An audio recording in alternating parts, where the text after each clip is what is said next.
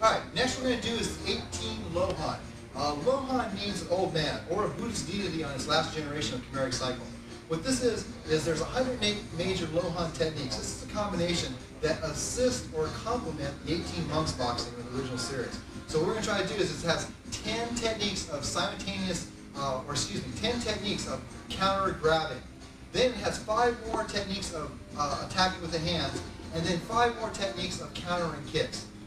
First we're going to start off, in order for us to go through the techniques in correct order, Susan, would you go ahead and read those techniques for us, and we'll do them as you mention them. Technique number 1 is grab evasion, A, B, and C. Technique number 1, grab, saw that on the show. Alright, technique number 1, grab evasion, variation A, B, and C. Okay, this starts off as the person grabs. Okay, what I'm going to try to do is I'm going to try to rotate toward the thumb. Okay, grabs with the other hand. I rotate toward the thumb, up in circles, little circles. Sometimes I can assist this by pulling my hand over and pulling it off. So the other hand, and circle, and pull the hand off. Variation B, this straight across grab. Now this time I'm going to use my arm as a pry bar, trying to hit his pressure points, and you get straight off, knocking his hand off with the elbow. The idea is I'm trying to hit the pressure point between the major muscle groups, which is the neural center, and at the same time, I'm using my arm as a pry bar. So I'm striking him in the neural center, which causes his hand not to be so strong, and I'm using this as a pry bar, which is generating enough leverage that makes it really hard for him to hold. Sometimes I can use waist torque and snapping power. Ideal technique is to get out of it before he's got a firm grip on it. Okay, next technique, variation C. Say he grabs with 2 hands.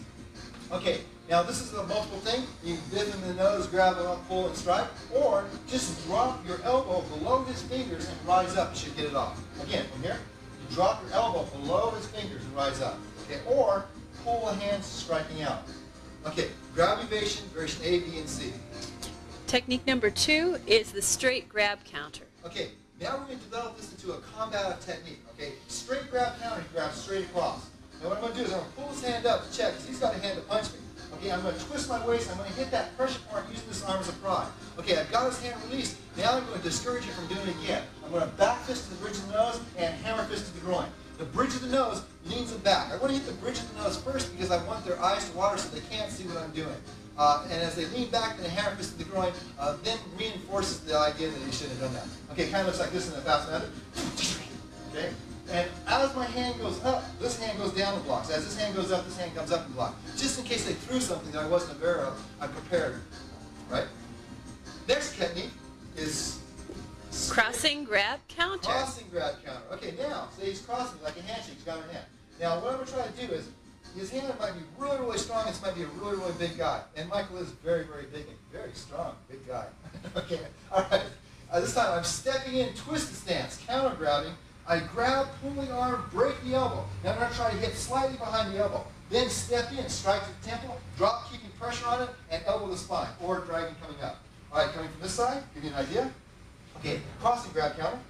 Okay, as I step, now my arm might not be strong enough to twist, but I step simultaneously, block, counter, all at the same time. Okay, his arm might be stronger than my arm, but his arm might not be stronger than my arm and waist, or my arm, waist, and legs, and body weight. So I come in and strike. I want to strike slightly above the elbow, hitting the base of the tricep.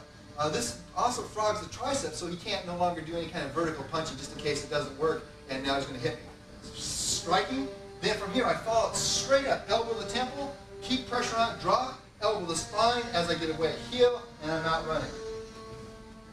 Alright, crossing, grab, counter. Technique number 4 is the rear hug. Technique number 4 is the rear hug. Okay, so somebody comes up behind. This is a very, very important technique. A lot of times I like to teach this first because it's so multiple. Okay, now sometimes they pick you off the ground. He doesn't have to pick me up off the ground. I weigh 200 pounds. He'd get a hernia, and then I'd have to teach all the classes. All right, so from here, first of all, if he picks me off the ground, I lean back, heel to the groin, back of the head to the bridge of the nose, not the teeth. Sometimes you admit the back of the head just so you don't get the smiling guy's teeth stuck in the back of your head. Okay, so heel to the groin, set you back down on the ground. You step out, you slap the groin, tiger claw to the groin. I'm really not grabbing his groin because it's not really a polite thing to do, right, Mike? Okay, then I step around behind. I pull his groin until I elbow him in the throat and then palm strike as I pull him down. Now if he continues holding down, I can fall on top of him, but usually they'll let go as they start falling. If I land on him, then not only, if you pick somebody up with flat on the back and just drop him 2 or 3 inches, that's a really, really uncomfortable fall. However, now he's dropping about 3 feet, it's even more uncomfortable.